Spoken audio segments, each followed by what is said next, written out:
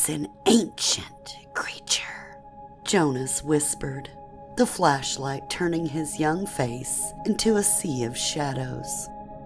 Outside the treehouse, clouds drifted in front of the moon, and the wind whipped at the surrounding tree branches. Fall was settling on Kentucky in a new way. It was colder than usual, and Jonas, Noah, and Thomas wore thick sweatshirts to keep away the chill. "How ancient?" Noah asked, putting his sleeping bag around himself. He glanced over his shoulder into the yard, looking for movement around the outline of light created by the kitchen. It would be their last night at the house before the big move. "Ancient," Jonas echoed. "Some say there are fossils of it around dinosaurs." "That's impossible," Thomas protested. He rummaged through his backpack and pulled out his retainer. "Nothing that was alive when the dinosaurs were around could still be alive today." "Not true," Jonas responded with the same quiet confidence. "Turtles and sharks were around back then too." Thomas shrugged. "So, what's the deal with the Kokkalaris?" "Kokkalaris," Jonas corrected. He adjusted the flashlight under his face, and the shadows danced back and forth. "The Kokkalaris has always loved the darkness.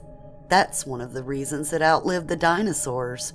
When the meteor hit, the sun was blotted out, but it didn't bother the Kokkalaris.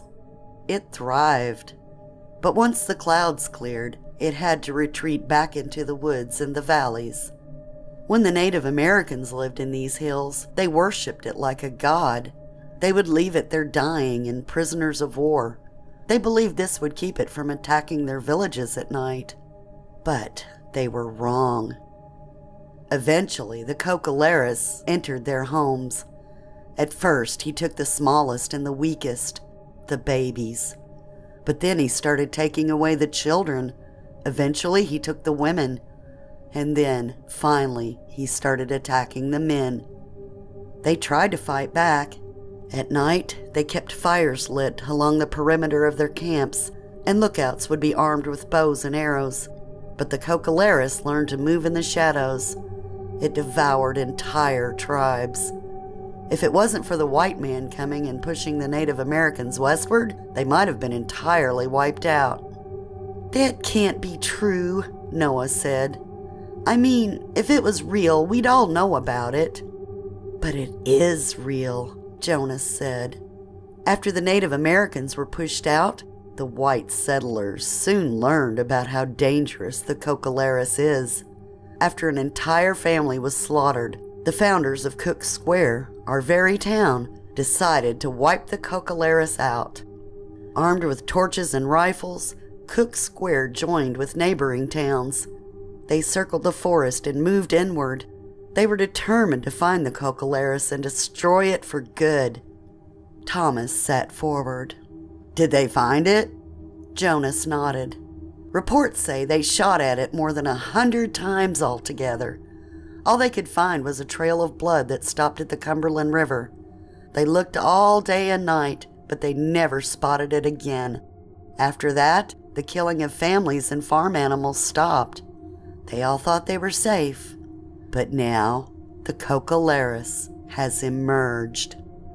Noah pressed his back against the treehouse wall and glanced out the door again. A shadow darted through the square of light. A cat, he told himself. "Pull," he said to the others.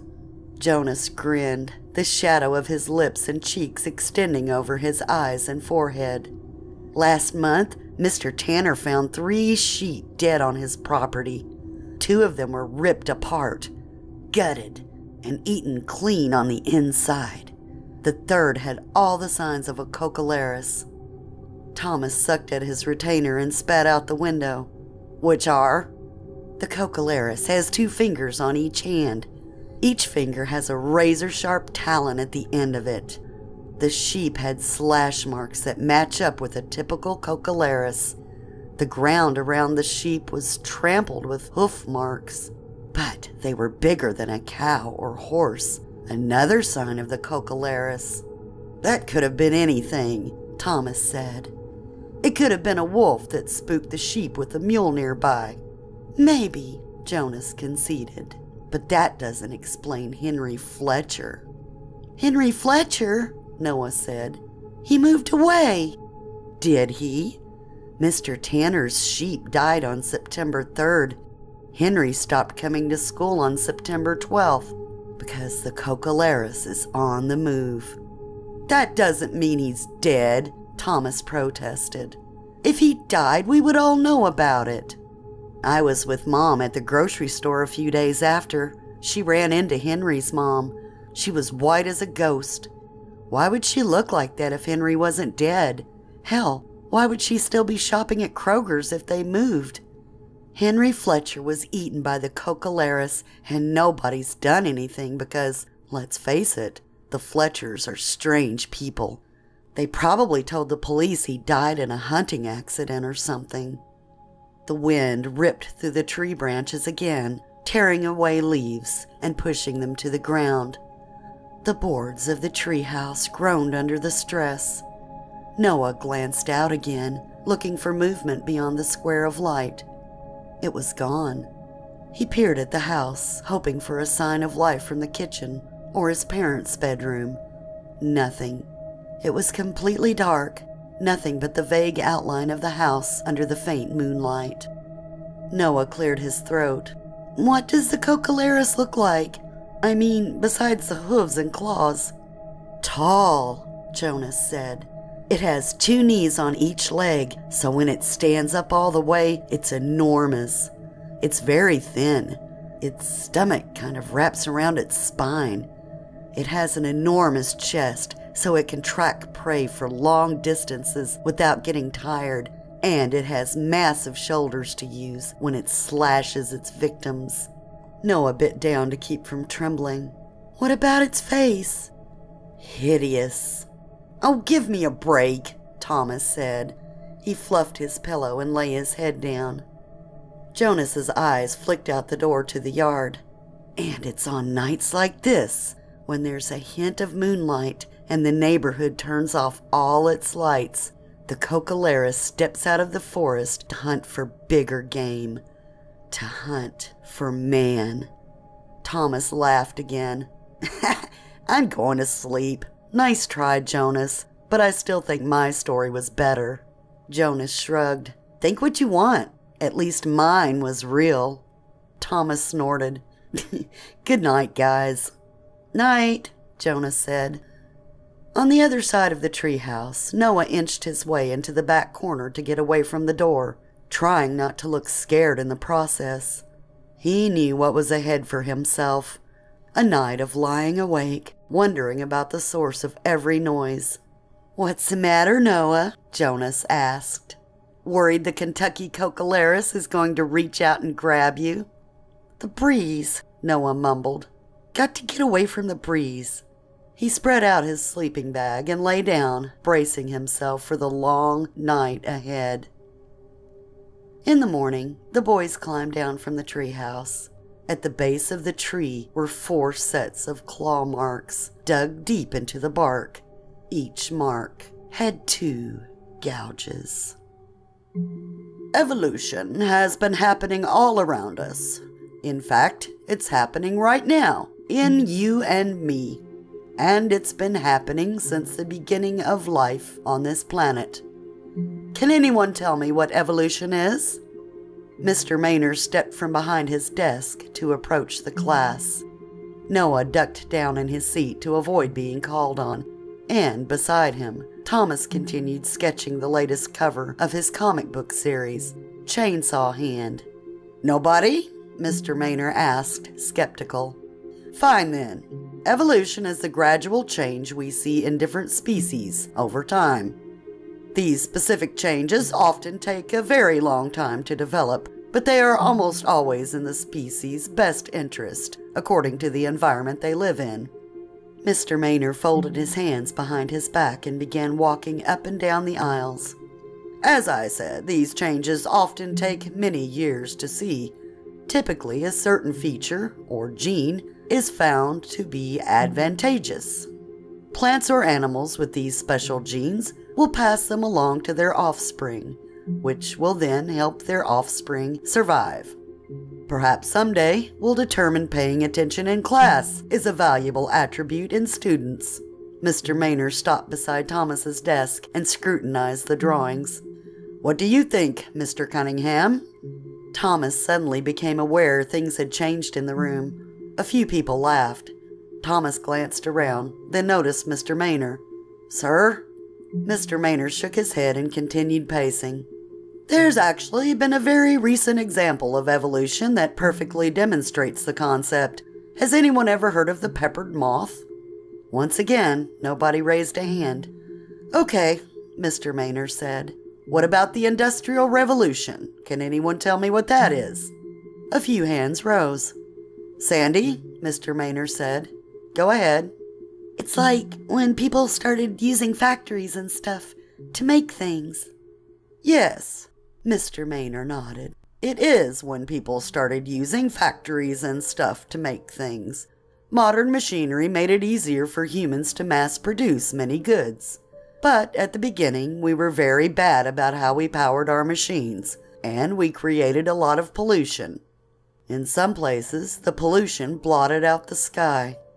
In the 1800s, we had an insect called the peppered moth. The moth was very lightly colored, and this coloring helped them avoid predators, like birds. At the time, only a few of these moths were darkly colored, but when the Industrial Revolution started spewing out black pollution, the lighter moths stood out easier, so they were eaten up. Suddenly, it was better to be dark than to be light, and the vast majority of the moths became dark. This helped them hide from predators. That, in a nutshell, is evolution. The way predators and other animals behave and change directs a lot of what happens in the ecosystem. Most of Kentucky, for example, used to be covered in forest. Now that we've cut most of them down, there are likely many species that are actively evolving. Only time will tell. Thomas ran up the stairs after arriving home from school, the same as usual. He crashed onto his bed and fired up his computer, ready to mindlessly watch an hour of American Horror Story until his mom called him for dinner. From his window, he could see all the way down into Jonas and Noah's old yard, the house that was now occupied by a little girl named Susie and her parents. Thomas watched out the window as his computer booted up. He could just make out the gouge marks at the bottom of the tree holding up the treehouse that now belonged to Susie, the same tree that sat at the edge of the forest. That's when something caught his eye. At first, he thought a cloud was moving in front of the sun, moving some sort of massive shadow over the woods. But then he looked closer. It definitely wasn't a cloud moving through the woods, cloaking the leafless trees. It was something tall. It looked nearly as tall as a house from where he was sitting, but it moved through the forest quickly. "Bear?" he said to the room. He tried to think back to his science classes with Mr. Maynard. Did bears live in Kentucky? He watched the shape zigzag between trees, moving closer to his house, never coming into plain sight. At one point, a flock of birds burst from the trees above the shape, darkening the sky before flying off. A few deer ran out of the woods into his neighbor's yard. Two of them stopped and stared back into the woods, stamping the grounds and hissing loud enough for him to hear from 30 yards away. One of them, he noticed, was soaked in something red. That's when another deer dragged itself out of the woods, a dark red trail behind it. It jerked itself forward by its front legs, and its eyes were wide in terror. But the deer in the yard didn't even look at it. Instead, they stared back into the woods, back toward the shadow. The deer's tails were flicked up, the white hair fluffing high and wide. The shadow crept forward again, this time toward the edge of the forest. The healthy deer turned and fled, back toward Susie's house. The shadow inched forward. The injured deer looked over its shoulder, its muscles twitching frantically to pull itself away without its back legs. The shadow lunged. Thomas strained to see it, but the trees were too thick. All he saw between the branches and trunks was blackness. And then the injured deer was gone. One moment it was looking over its shoulder. The next, it was dragged back into the forest, leaving nothing but a dark red stain on the grass. Thomas waited for something to happen, but nothing did. The black shape was gone. He grabbed his phone. "It was just a bear," Jonas said, laughing. "Didn't you see the news?" No, Thomas admitted over the phone. What's on the news? "Turn on Channel 5. Thomas did as he was told. There was something massive in her yard, the news anchor was saying. Local wildlife authorities have reported a bear is on the loose, likely fattening up before it settles down for hibernation. Eyewitness reports say the creature is extremely aggressive and should not be approached. If you see the bear up close, immediately seek shelter." "I don't know," Thomas said. "Jonas, you didn't see this thing. It was as tall as a house. It dragged a deer around like it was nothing." "So could a bear. Look, you didn't see anything special. The Kokkalaris isn't real. I was just trying to scare you guys." "Well, where did you hear about it?" "I don't know. Probably in some old library book. But look, it's just some story. No need to get all worked up about it." "But you didn't see it," Thomas protested. "These deer were freaking out. They were barking. Have you ever seen a deer bark? They were all freaked out and these birds were flying around. It definitely wasn't a bear." "Okay, fine. Let's say it was a Kokkalaris. What about their fear of the light? They only like being in the dark." Thomas flashed back to class with Mr. Maynor. "Evolution. It could have evolved to hunt during the day." Jonas laughed. "Okay, man. Well, I'll believe that when the news is telling me it's a prehistoric creature instead of a boring old bear." "Your house is pretty cool," Thomas said, sitting down at the picnic table on the back patio. The cold had snapped temporarily, offering a fall day that didn't require a heavy coat. On the other side of the house, in the quiet neighborhood street, cars lined the sidewalks. "Yeah, it sucks that we moved," Jonas said. "But it's cool having a spiral staircase in my own room." "Yeah, thank God I don't have to share a room with you anymore," Noah quipped, smirking. "Anyways," Jonas said, "let's see your latest comic." "Okay, I can show you most of it, but Mr. Maynor caught me working on the cover, so I have to redo it." Thomas reached into his backpack and pulled out the 6th issue of Chainsaw Hand. In this one, he fights a guy who wears other people's faces. Noah sipped at his soda and found the can was empty. "Wait, before we start, I want to get another soda." "Well, hurry up," Thomas said. "And get me one too. Oh, and I think the back door is still locked." "Okay," Noah said, crushing his can between his hands.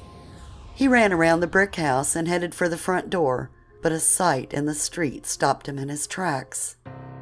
Only 2 houses up the road, standing on the roof of a pickup truck, was a creature. It towered above the street on thin, powerful legs, anchored by 2 enormous hooves. Wide hips led to a narrow waist that grew into a massive chest, connected by 2 boulder-sized shoulders. Its face was mostly sharp teeth, and extending from each hand were 2 sharp talons. "Kokkalaris," Noah breathed. His voice was hardly louder than an exhale, but it was enough on the autumn wind for the Kokkalaris to pick up. The creature glanced in the direction of the noise, and it locked its eyes on Noah. He dropped his crushed soda can on the paved driveway, the collision crashing like a cymbal. The Kokkalaris jumped down from the truck, rocking the vehicle hard enough to blow out a tire. The alarm inside blared. Noah blinked, and the creature was galloping toward him, down on all 4 limbs, moving on him. "Kokkalaris!" he screamed. He spun on his heels and sprinted to the backyard. Jonas! Jonas! What in the hell is wrong with you? Jonas was sitting at the table looking over Thomas's shoulder at the comic book. You need to chill out. Before Noah could respond, the Kokkalaris rammed his shoulder into the corner of the house, spraying bricks and 2x4s across the yard. Jonas and Thomas fell backward onto the grass, their mouths agape at the creature that stood nearly as tall as the house. Its breath came in heavy rasps, and a stench filled the backyard. Seeing the boys glance toward the back door, the creature strafed along the house's perimeter, halting in front of the escape path. Back on the street, someone clicked a button emitting an audible beep. The truck's car alarm stopped. "What the hell?" someone shouted. The neighborhood was suddenly quiet again. Noah dashed for the field behind the house, and the 2 other boys followed. Behind them, the ground shook under the Kokkalaris' weight.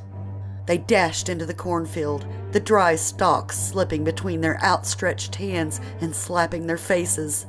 "The woods!" Thomas yelled. "Get to the tree line!" They felt the Kokkalaris gaining ground, his long talons whipping the air behind their heads. For a moment, the thudding stopped. They escaped out of the cornfield. The forest edge was 24 yards away, only a brief sprint across a clearing. They pressed on. As if descending from the sky, the Kokkalaris landed in front of them, its frame spread like one of the trees behind it.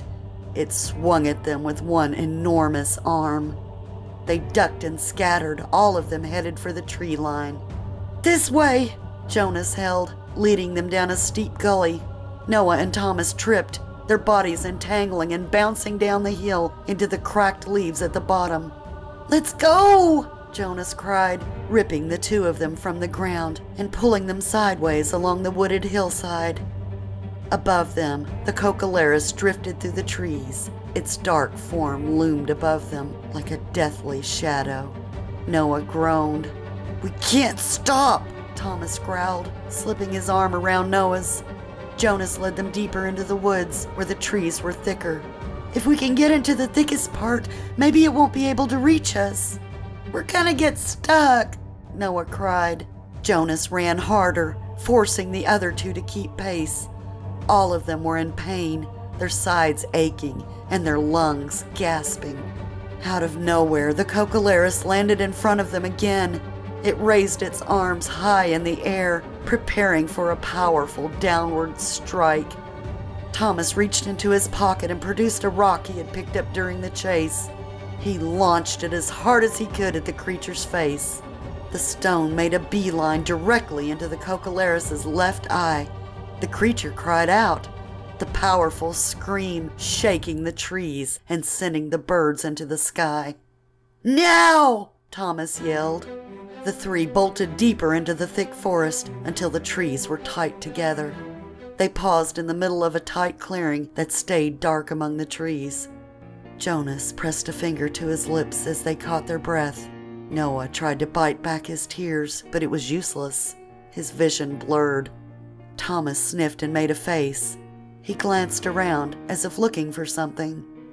As their eyes adjusted to the darker setting, they noticed the mounds. There were 8 of them, small bumps protruding from the ground. Thomas brushed at one. After removing a layer of leaves and dirt, he found fur. He looked at the other boys, then returned to brushing. Before long, he had uncovered half a deer carcass. Jonas turned his head to the side and swallowed hard. The smell was overwhelming. "Look," Noah whispered, barely audible. He pointed at the tree trunk beside him. There were 2 gouge marks a short distance apart. Looking around, they noticed every trunk had the same marking. "Guys," Jonas mouthed, "this is where it lives. We have to go." As if it had been listening, the Kokkalaris slipped between 2 trees only a foot apart and entered the clearing. It pounced onto Noah, pinning him against a tree with its sharp talons. Spit splattered onto Noah's face. "No!" Thomas and Jonas screamed in unison. Picking up a stick off the ground, Thomas drove it into the back of the creature's lower knee. There was a loud snap, and it wasn't clear if it was the stick or the creature's leg. Noah fell to the ground in a terrified heap. Jonas dashed underneath the creature and slipped Noah out of the clearing. The three sprinted ahead toward the sound of water. They had no idea where they were going, but anywhere was safer than the clearing. They skidded to a halt, escaping through the trees to find a sudden drop into a narrow canyon. Far below them, a rocky river roared. They felt the Kokkalaris before they saw it. Its hooves pounded into the ground behind them. They turned in time to see it limp out of the forest. It lunged for them, but it noticed the cliff too late. The Kokkalaris tried to stop itself with its broken leg, but the joint failed, and the massive creature stumbled onto its chest, unable to stop itself as its momentum carried it over the cliff and down onto the rocks far below. The three boys looked, and then they screamed. Something red poured over the rocks, but the body was gone. They watched as the water rushed by, slowly erasing the red. Now, to continue our conversation about evolution, Mr. Maynard said, as we said before, the important thing to remember about evolution is that our bodies are constantly making tiny adjustments to adapt to the world around us. Mr. Maynard stepped around his desk and leaned against its front edge. But I should make this clear. It's not that we are changing right now. For the most part, we and every other animal on Earth are stuck with the bodies we have in this moment. It's through reproduction that creatures change. For example, the Earth is getting hotter each year. In time, the average summer day could be deathly hot. Animals who don't have air conditioning and aren't good in the heat might pass away, but those who are resistant to the heat will reproduce. And guess what? Their offspring will be more likely to survive in the heat. In time, the entire species will be heat resistant. But all of it relies on offspring, which all species create. The last sentence rattled Noah to attention. His rising hand caught Thomas's attention as well. Yes, Mr. Leahy. Wait, he asked slowly. Do all animals reproduce? A few of the students in the class chuckled. Mr. Maynard glared at them. Yes, all of them. All of them? Mr. Maynard nodded.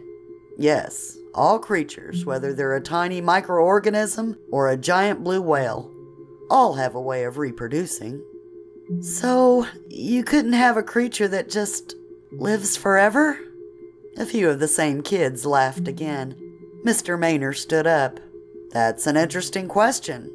What you're getting at is akin to immortality. No, that isn't possible. At least not yet. Every animal in the wild will die of something, whether it runs out of food, gets eaten, or falls off a cliff. Without advanced science, immortality just isn't possible.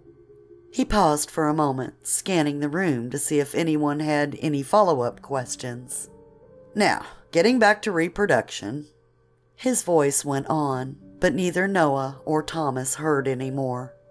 They glanced at each other, and their eyes drifted to the window, to the schoolyard, to the Kentucky tree line far, far away.